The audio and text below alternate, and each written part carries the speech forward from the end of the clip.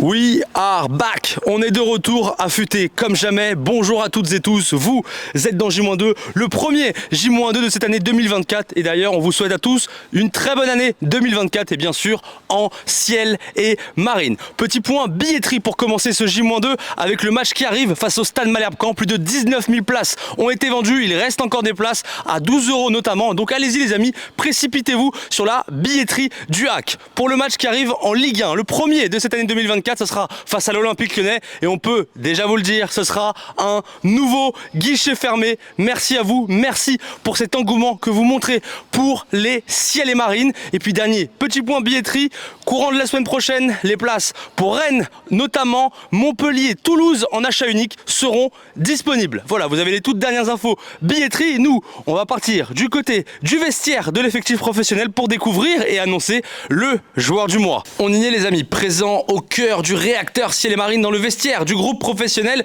Qui sera l'élu? Qui va remporter le trophée Winamax du mois de décembre? Vos 4 derniers finalistes après vos votes: Étienne Newtet, Gauthier Loris, Yacine Keshta et Arthur Desmas. Qui sera l'élu? La réponse, c'est tout de suite, c'est maintenant dans J-2.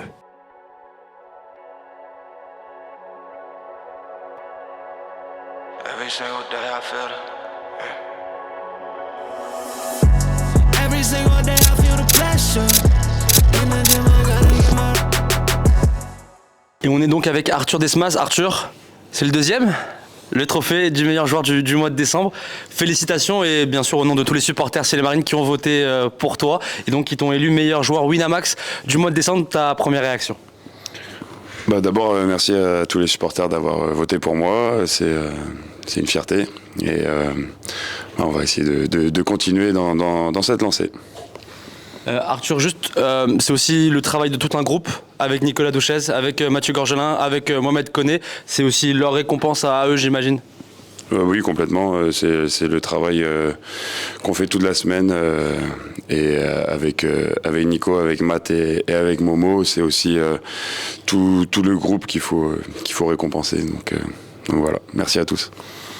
Merci beaucoup Arthur. Puis la deuxième séance cet après-midi, donc bon repos avant cette deuxième séance. Merci Arthur. Bon, une belle année 2023 pour toi. Une montée en Ligue 1 avec le HAC et puis prolongation également de contrat. Tu te sens bien ici dans la cité portuaire? Oui, très bien. Et puis on a fait une première partie de saison très cohérente. On espère poursuivre sur cette lancée. Et puis comme j'ai dit, se fixer des objectifs sans s'enflammer de beaux objectifs. Après, on sait que le but principal du club, c'est avant tout pour nous les joueurs le maintien, ce qui n'est jamais évident sur une première saison. Et puis après, si on peut chercher plus, tant mieux. Tu l'as dit, le maintien, et il va y avoir un mois de janvier qui va être très très important en Ligue 1, car la semaine prochaine ça sera l'Olympique Lyonnais à la maison, et puis ensuite le 28 un déplacement du côté de la Bretagne, du côté de Lorient. Est-ce que ce match aussi de Coupe de France il va être aussi important pour vraiment bien lancer ce mois de janvier? Oui, bien sûr. Après, on sait que la Coupe, ça reste des matchs toujours très délicats, surtout face à un très bel adversaire. Et puis le match de Lyon aussi sera pas évident, parce que Lyon revient aussi très très bien. Ils ont très bien fini l'année 2023 et puis ils sont je pense qu'ils vont reprendre sur de bonnes bases. Donc c'est des matchs excitants à jouer et de très belles rencontres qu'on aime en tant que joueur. On va le dire, il y aura encore plus de 19 000 personnes ce week-end. Il y aura guichet fermé contre Lyon. Il y a un vrai engouement qui est en train de se créer autour du club. Oui, c'est magnifique. C'est ce qu'on recherchait quand on arrive au club ici.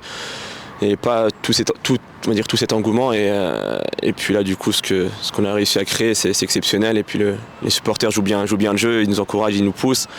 Et c'est ce qu'on recherche quand on joue à domicile. On a besoin de ce soutien et de cette ferveur. Ça nous permet de nous donner encore plus et puis on espère que ça va continuer comme ça. Bon, Walid, je te laisse, il y a entraînement. Bon entraînement et profite. Merci à Walid Elhajam qui était donc notre premier invité de ce J-2 en 2024. Nous, on enchaîne avec la suite et à ce petit moment football plaisir. C'est donc l'heure de votre moment football plaisir et un match contre le Stade Malherbe-Caen nécessite de revenir un peu en arrière et notamment lors de cette saison de Ligue 2 qui a amené les ciels et marines en Ligue 1. On est donc du côté de Dornano et un certain Oussama Targaline va déclencher du pied droit un but absolument exceptionnel.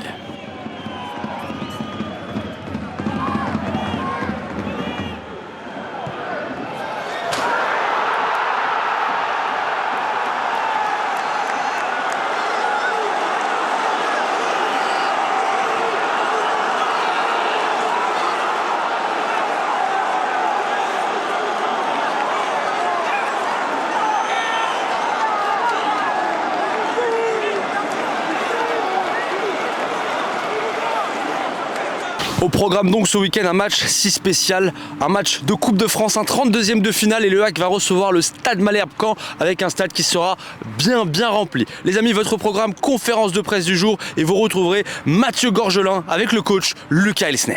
Place les amis à votre stade du jour et c'est le chiffre 5 comme 5 ans que les Ciel et Marines n'ont pas passé les 32e de finale de Coupe de France. Il faut revenir à janvier 2019 et une victoire du côté de Bordeaux pour avoir des Ciel et Marines qui passent les 32e de finale.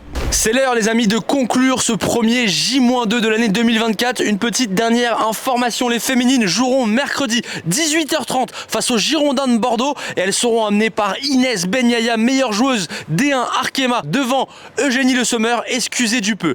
Voilà donc les dernières informations, place à votre week-end Ciel et Marines, place à votre week-end Coupe de France. Venez tôt dimanche au stade pour ce match face au Stade Malherbe-Caen. Je vous souhaite bien sûr un très bon week-end et que bien sûr la Normandie reste toujours Ciel et Marines.